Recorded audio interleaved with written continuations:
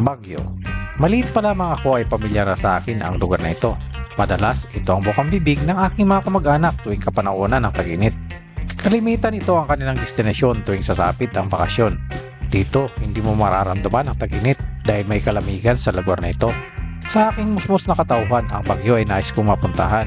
Pero dahil sa hindi naman ganong karangya ang aming buhay, kahit ang pamasahe papuntang Baguio ay kailangan pa naming pag-ipunan.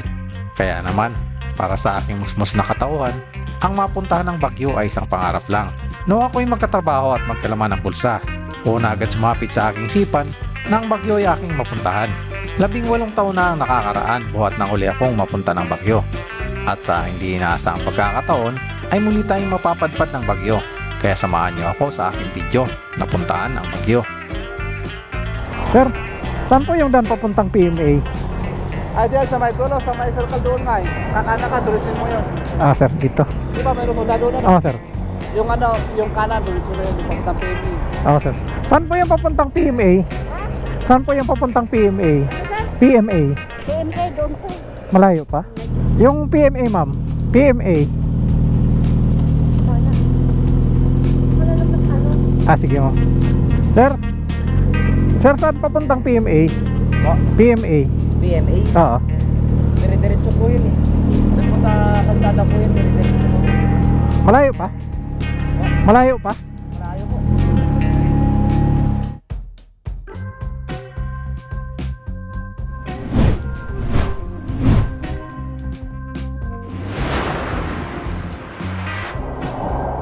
Wala kung anong bayan to. Pero nadaanan ko na yung Dagupan.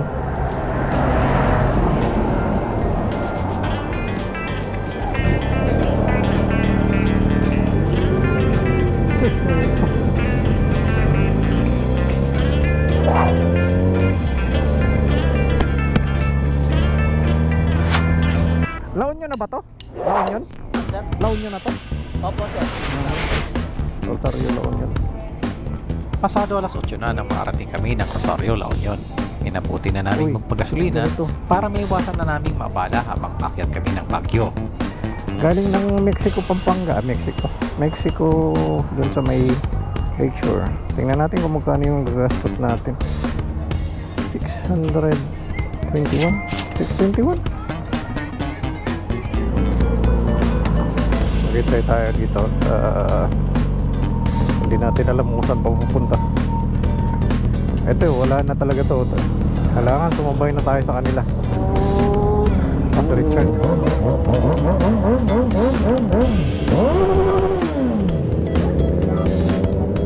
Ito ang unang pagkakataon na magmamotor ako papuntang Baguio. Kaya naman hindi ko alam ang daan papunta dito. Kaya kailangan di ako may iwanan na mga kasama ko. May mga ginagawang kalsada sa lugar na ito. Kailangan maging maingat ako sa aking pagpapatakbo, lalo na't di ko kabisado ang lugar na ito. First time ko itong umakyat ng Baguio na nakamotor ako.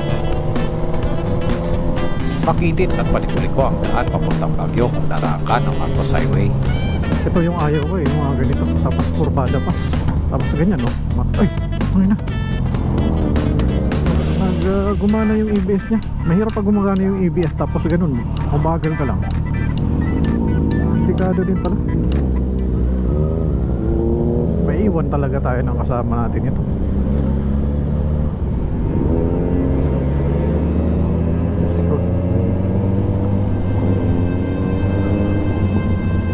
Sa puntong ito, naiwanan na ako ng mga kasama ko. Ibang grupo na ang kasabay ko.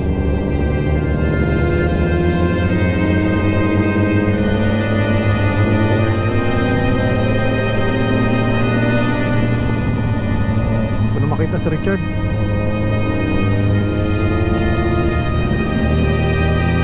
Nag-aalala na ako sa aking sitwasyon. Lalo na hindi ko alam ang daan papuntang Baguio. Malamang malayo nang narating ng mga kasama ko.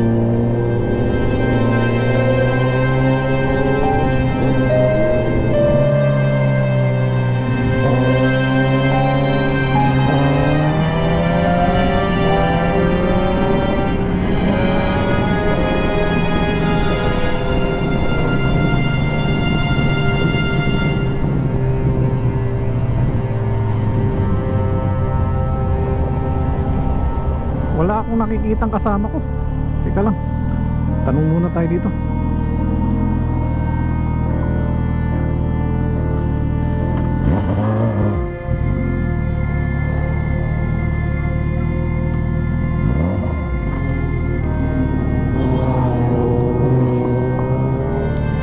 Sir, pa Bagyo ba to? Ha? Bagyo? Oo, kakala na sa crossing. Ah, sa crossing Katanan. Ang dating sa crossing Katanan. Hirap.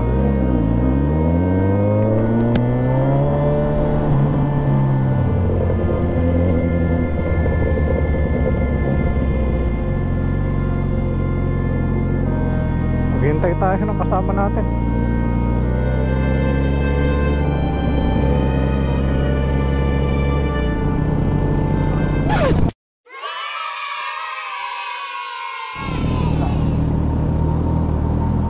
Kala ko sir, naliligaw na ako eh. Kung na lang mag-isa sir eh. Masakit na rin yung balak mo, sir. Ah. Alam mo ba kung saan papunta? Sir, Saan mo kung saan papunta? hindi ko alam, sir eh. Baguio lang alam ko, sir. Pero Oo. pagdating natin doon, hindi ko na alam kung saan pupunta, sir. Sa puntong ito, muling nabuhay ang loob ko. Meron na akong makakasama sa biyahe uli. Mahirap mag-isa sa biyahe, lalo na di ko kabisado ang daan at di ko alam kung saan kami pupunta.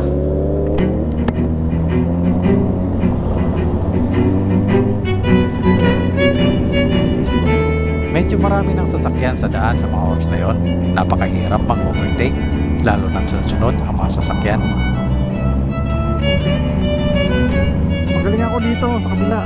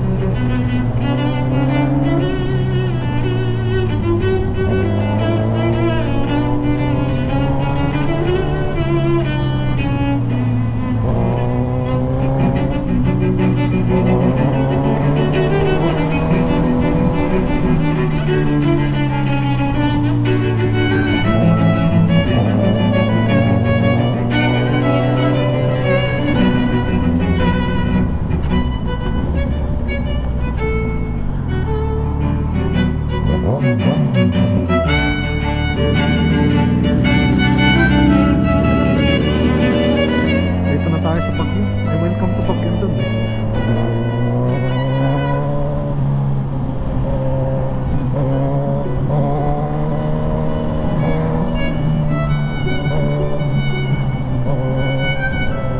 Stop.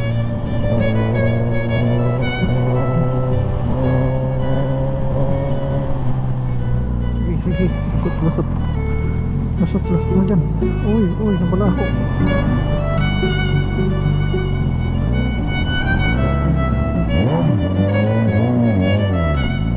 Uy, yun. Thank you.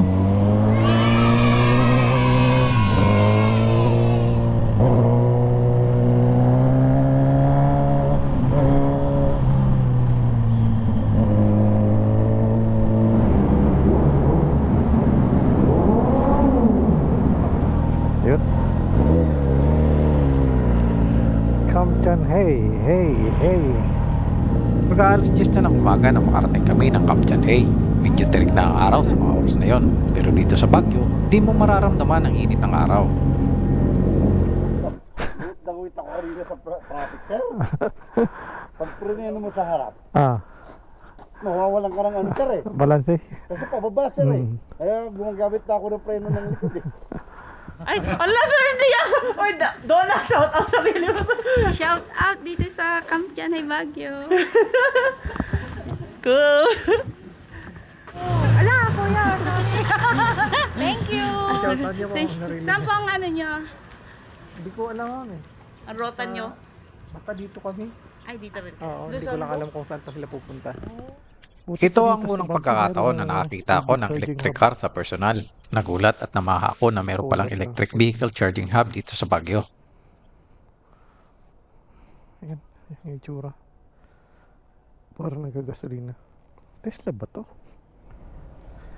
Hindi Tesla. Saan pala pa sir? Yung tapos kakanan. Thank you sir. Diretso na yan sir. Thank you sir, thank you sir. Kanan. Plano ng grupo namin na mag-overnight sa Baguio. Pero ako, minabuti ko nang umuwi at mauna sa grupo. Hindi ako sanay na mamasyal na mag-isa sa isang lugar at hindi kasama ang pamilya. Yan kaya, saan kaya yun?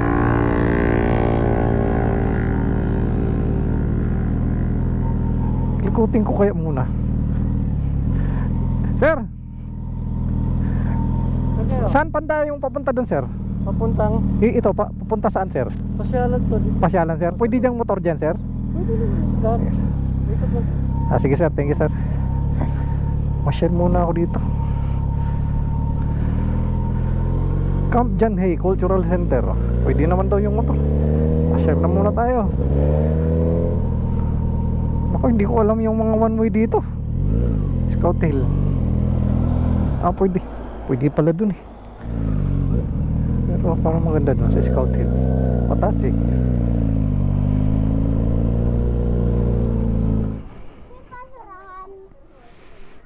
Regalo ko sa misis ko. Mama na to. Pocket knife? Magkano ganito? 380. Di kaya. Knife 380. Ang pangkamot mo, ito. 120. Walang tawad yun, no? 100. Okay. Meron na akong pangkamot. Sticker mo. Sticker. Ayan, thank you. Okay. Parking ticket. Para dito sir, sa parking. 50 sir. Saan nagbabayad? May magsising sir mamaya. Doon sa palabas? Hindi dito sir. Saan kayo nakapark? Eto sir. Thank you sir. Okay na to sir. Ito lang papakita ko sana sir. Okay. Isa lang ma'am. Apo ma'am.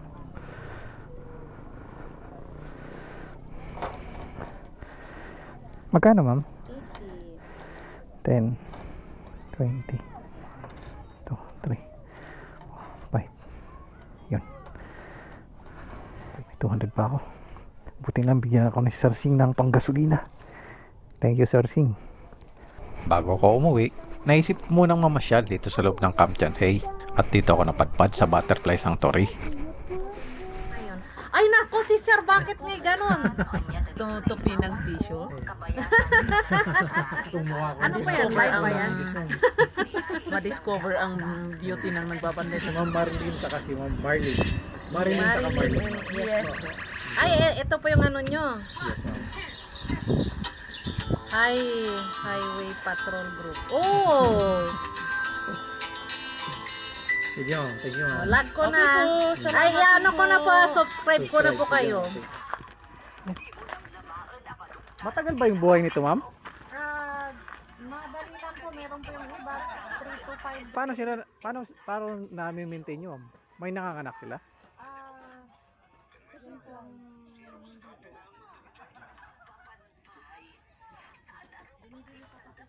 Binibili nyo ma'am? Hindi pala nanganganak. Meron akong napakahalagang bagay na natutunan dito sa Butterfly Sanctuary. 3 araw lang pala hanggang 1 linggo ang tinatagal ng buhay ng isang paru-paro. Sa kabila ng lahat, pinipili pa rin nilang maging masaya at lumipad. Napakaiksi ng buhay ng isang paru-paro kumpara sa buhay ng isang tao. Kaya naman siguro, maraming magagandang bagay ang ating binabaliwala sa ating buhay. Dahil akala natin, marami pa tayong oras sa mundo. Kumakain sila. Heroin no? 3 days to 1 week ng buhay nila pero masaya sila may ako sunog.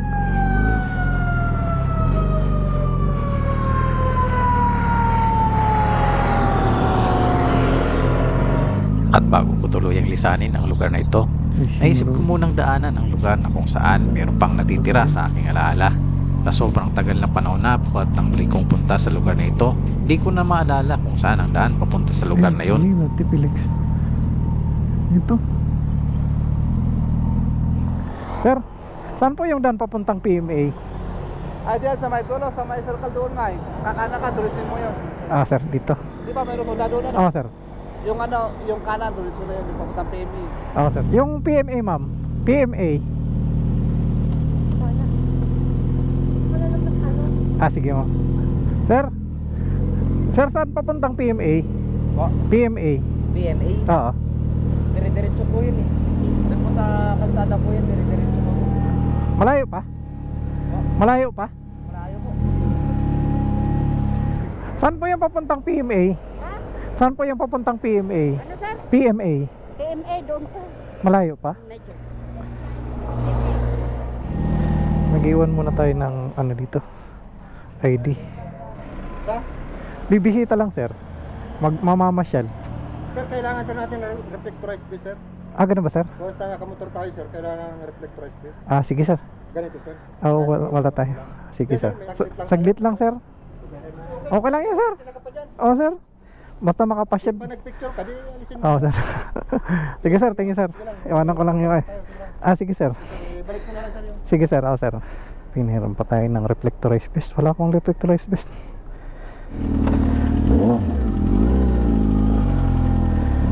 Ayan, makapunta lang tayo dito. Nandito na naman kasi na tayo eh. Meron kaya dyan? Uy! Wow! Merong mga ano dito. Pwede kaya dito?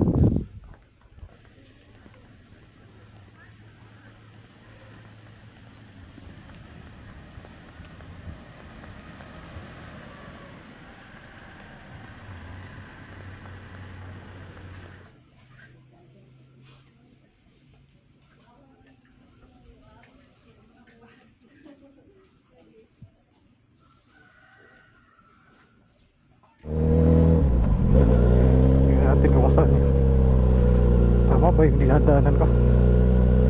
Bakit parang umikot lang ako? Yun. Ayan, tama. Bilis mo naman, sir. Oh, nagpa-picture lang ako doon, sir. Thank you, sir. Sir, thank you, sir.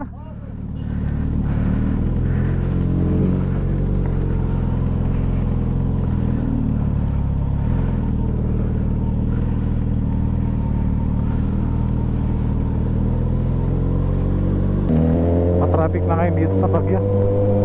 First United. Sa muling pagkakataon, lilisanin ko ang Baguio.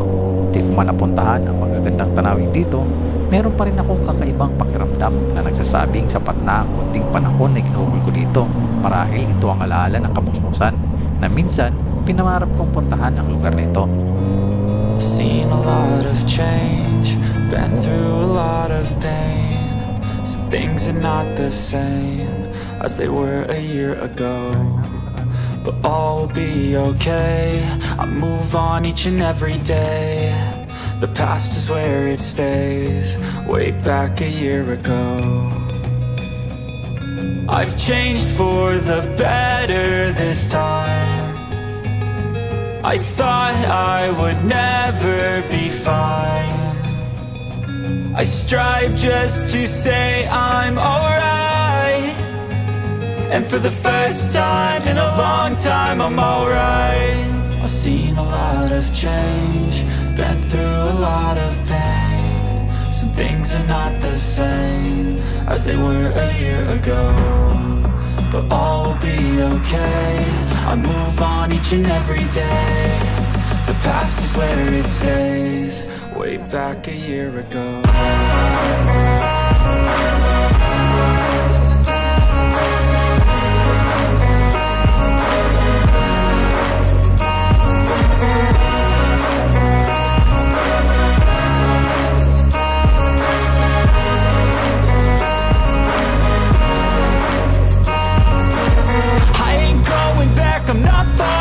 I'll push all my chips and call all in. I'll bet on myself, you keep stalling. I hear destiny and it's calling. I'll keep my head up high through the downs and lows, and we're all going live. Still nobody knows, but I'ma choose what's right and take what comes and goes. And ain't no one in life holding me back no more.